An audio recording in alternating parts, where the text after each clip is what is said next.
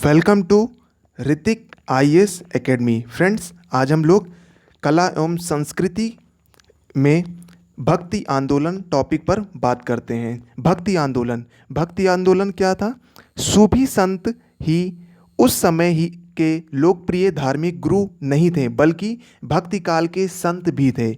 उनकी शिक्षाएं भी सूफी संतों के समान ही थी, परंतु वे एक लंबे समय से प्रचार कर रहे थे। वे शहरों में कलाकारों, शिल्पकारों और व्यापारियों के बीच प्रसिद्ध थे। गांव में भी लोग उनको सुनने के लिए एकत्रित होते थे। सूफी संतों और भक्ति संतों के कई उपदेशों और आचरणों में समानता थी। उनका सर्वाधिक विश्वास था ईश्वर के साथ तदामत्य स्थापित करना। वे ईश्वर के साथ संबंध का आधार प्रेम या भक्ति को मानते थे। इस तरह तम को प्राप्त करने के लिए गुरु या पीर की आवश्यकता होती थी। भक्ति संप्रदाय के संतों ने धर्म में कट्टरता का भी मूर्ति पूजा का विरोध किया, और मतलब ये कट्टर भी थे और साथ में मूर्ति पूजा का विरोध भी करते थे। उन्होंने जाति प्रथा की उपेक्षा की और स्त्रियों को अपने धार्मिक सम्मेलनों में भाग लेने के लिए प्रोत्साहित करते थे।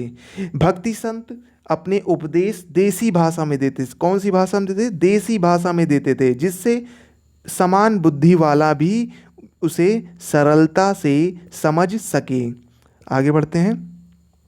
भक्ति संत विभिन्न पृष्ठभूमियों से जुड़े होते थे, विशेषकर निम्न जातियों से। कुछ तो मूल रूप से कलाकार होते थे या समृद्ध वर्ग से होते थे।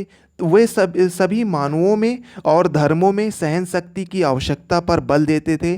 भक्ति आंदोलन दक्षिण में तो लंबे समय से प्रचलित था। सूक्तों और कथाओं के माध्यम से भक्ति का प्रचार कार्य पर परंपरागत विधि से तमिल भक्ति संप्रदाय के आलाबर और नयनार संतों ने किया। आप इस पुस्तक में इन विषय में के बाद में पढ़ते हैं इसके बारे में। ये गुरु नानक सबसे पहले कौन से थे? गुरु नानक। गुरु नानक का जन्म एक खत्री परिवार में हुआ था। कहाँ पे हुआ था? खत्री परिवार में तलवंडी गांव में हुआ था, जिसे आज ननकाना साहब कहा जाता है। यद्यपि गुरु नानक लेखा जोखा, जो इनका अकाउंटेंसी में प्रशिक्षित थे, और पर उन्हें सूफी और संतों की संगति प्रिय लगती थी। कुछ दिन बाद उन्हें एक दिव्य दर्शन हुए। उन्होंने पीर और संतों की संगति के लिए घर बार छोड़ दिया। उन्होंने दोहे बनाए और उन्हें रबाब के साथ, जो एक संगीत वाद्य था। ये क्या था? रबाब एक क्या था? एक संगीत वाद्य था, यानी यंत्र था, जो गाया करते थे। ये क्या करते थे? दोहे गाया करते थे।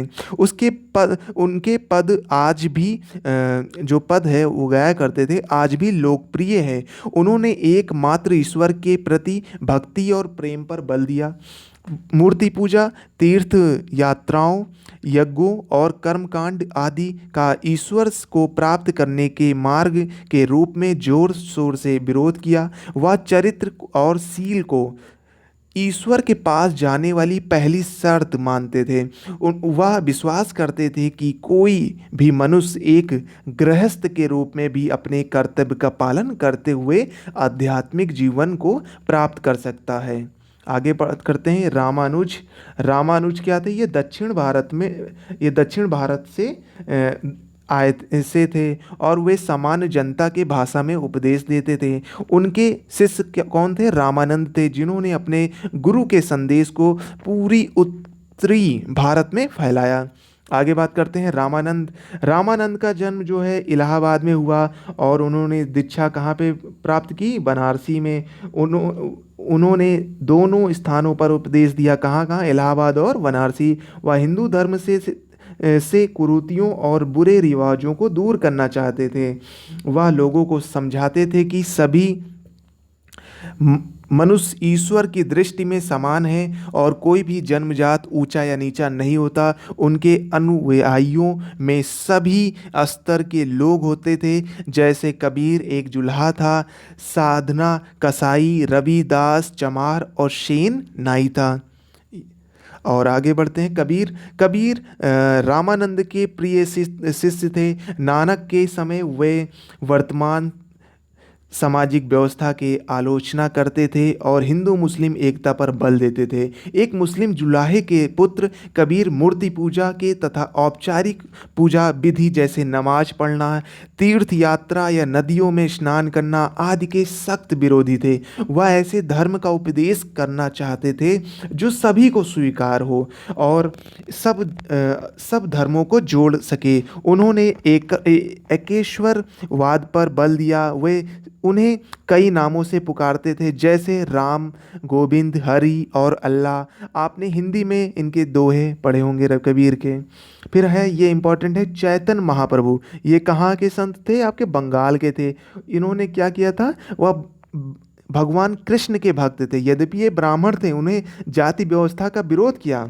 उन्होंने, मतलब ये ब्राह्मण थे लेकिन क्या किया था? उन्होंने जाति व्यवस्था का विरोध किया था और सबकी समानता पर बल दिया। मतलब सब समान है, मतलब जाति कोई उसमें नहीं, बंधन में नहीं है, सारी जाति एक समान है। वे सभी को बताना चाहते थे कि सच्ची पूजा तो प्रेम और भक्ति में ही निवास करती है। भगवान कृष्ण की स्तुति में भक्ति गीत गाते गाते बेसुध हो जाया करते थे।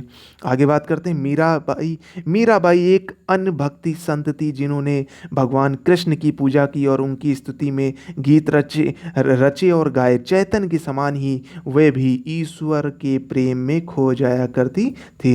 आगे नामदेव। नामदेव एक नाई थे, उन्होंने मराठी में लिखा। उनकी कविता में ईश्वर के प्रति प्रेम और गहरी श्रद्धा झलकती है। आगे, भक्ति आंदोलन की लोकप्रियता क्या थी? भक्ति आंदोलन लोगों में कैसे इतने लोकप्रिय हो गया? क्वेश्चन बनता है। इसका एक महत्वपूर्ण कारण था कि इन्होंने जाति व्यवस्था का विरोध किया, ब्राह्मणों की श्रेष्ठता को चुनौती दी। उन्होंने समानता और भ्रातृत्व, है ना, भाईचारे के विचारों का स्वागत किया, जिसका प्रचार सूफी संतों ने भी किया। लोग प्रचलित धर्म से अब संतुष्ट नहीं थे। वे एक ऐसा धर्म चाहते थे जो विवेक, भावनाएं लोगों को ही संतुष्ट कर सके। सभी भक्त संतों ने एकेश्वरवाद पर बल दिया, यानी कि ईश्वर एक है। उन्होंने कहा कि ईश्वर प्राप्ति का एक ही मार्ग है। क्या है? भक्ति, ना कोई अन्य कर्मकांड। उन्होंने कर्मकांड, यज्ञों की क्या की? यज्ञों की निंदा की। क्यों निंदा की? क्योंकि ये सब खर्चले भी होते थे, क्योंकि इसमें एक था कि मतलब ब्राह्मण का वर्चस्व था। इसीलिए लोग भक्ति आंदोलन जो है इतना विकसित हुआ, इतना फला फूला। आगे बढ़ते हैं। उत्तरी भारत में यह आंदोलन क्या था? दो भागों में बट गया। कौन से? निर्गुण और सगुण भक्ति शाखा। निर्गुण में क्या था? एक निराकार ईश्वर के भक्त थे और उन्हीं को राम, गोविंद, हरि, रघुनाथ आदि नामों से पुकारते थे। इनमें कबीर और नानक सर्वाधिक प्रमुख थे। सगुण के उपासक भक्त दशरथ पुत्र राम की अथवा वासुदेव और देवकी पुत्र कृष्ण की पूजा करते थे। सगुण में कौन कौन से थे? वासुदेव और देवकी पुत्र कृष्ण की पूजा करते थे। आप देख लीजिए, राम और कृष्ण की पूजा किस में होती थी? सगुण में होती थी। और निर्गुण में क्या होता था? इसमें एक निराकार ईश्वर के भक्त हैं, उन्हें राम, गोविंद, हरि, रघुनाथ आदि नामों से पुकारते थे। इसमें कौन से? कबीर और नानक, मतलब वो एक ईश्वर नहीं मानते, कई सब नाम से, जहाँ मतलब ईश्वर एक है लेकिन उनके कई नाम होते हैं। आगे बढ़ते हैं। सगुण भक्ति में कुछ प्रसिद्ध उदाहरण थे, जैसे तुलसीदास। उन्होंने राम को अपने रामचरितमानस में देवत्व प्रदान किया, तथा सूरदास, जिन्होंने अपने प्रसिद्ध सूरसागर में कृष्ण की स्तुति गाई। रसखान एक मुस्लिम कवि जो भगवान कृष्ण का भक्त था, वह भी इसी धारा का उपासक था। आप ध्यान दीजिए कि रसखान जो एक मुस्लिम कवि था लेकिन वो भगवान कृष्ण का भक्त था और वह भी इस धारा का उपासक। किस धारा का था? आपका सगुण भक्ति का। आगे बढ़ते हैं। भक्ति आंदोलन का यह पहला लक्षण था एकेश्वरवाद, मतलब एक ईश्वर की अवधारणा और सभी भक्तों में भ्रातृत्व की भावना। यह आंदोलन व जाति या लिंग के आधार पर कभी कभी किसी से भेदभाव नहीं करता था। इसका दूसरा लक्षण यह था, ईश्वर के प्रति पूर्ण पूर्व मतलब पहले से समर्पण जो सर्वव्यापक है और भक्तों की सभी समस्याओं को दूर करने में सक्षम है। ये आप पॉइंट याद करिएगा कि इसका दूसरा लक्षण था ईश्वर के प्रति पूर्व समर्पण जो सर्वव्यापक है और भक्तों की सभी समस्याओं को दूर करने में सक्षम है। आगे, भक्ति का तीसरा महत्वपूर्ण लक्षण लक्षण क्या था? परमात्मा के प्रति गहरा व्यक्तिगत समर्पण का भाव, जिसमें एक अच्छे नैतिक जीवन पर बल दिया जाता था। यह अनुभव किया गया था कि भगवान के नाम का निरंतर जाप आत्मा को पवित्र करता है और मनुष्य को उसकी कृपा का पात्र बनाता है। एक सच्चा भक्त ना स्वर्ग चाहता है ना मोक्ष, वह तो केवल बार बार ही भगवान के नाम का स्मरण करना चाहता है, जिससे बार बार पुनर्जीवन प्राप्त कर वह ईश्वर का स्तुति गान कर सके। इसके अतिरिक्त गुरु या आध्यात्मिक शिक्षक जिनका काम था लोगों की आशा शक्ति हृदय में उत्साहों का संचार करना, वह ऐसा व्यक्ति होता था जो भक्ति के मार्ग पर सबका अग्रणी होता था। वह संभवतः उसने ईश्वर का साक्षात्कार भी किया होता था, अतः वह सबको ईश्वर का मार्ग दिखाने में सक्षम होता था। इससे पाहुल व्यवस्था का जन्म हुआ। पाहुल क्या था? पाहुल वह, आप ध्यान दीजिएगा, पाहुल क्या था? पाहुल वह पवित्र जल होता था जिसमें एक गुरु अपने शिष्य को उसे ईश्वर के मार्ग पर चलने के लिए चुनकर प्रदान करता था। क्या करता था? सिख जो होते थे खड्ड धोने की रस्म निभाते थे, जिसमें खड्डे का पाहुल कहते थे, खड्डे का पाहुल, जिसे पीर मुरीदी व्यवस्था की जीवांत कहा गया था। साधु सैनिक अवधारणा। इसके बाद क्या आपने भक्ति परंपरा के कुछ लक्षण ऐसे भी देखे जो सूफियों के विचारों और क्रियाकलापों के समान हो?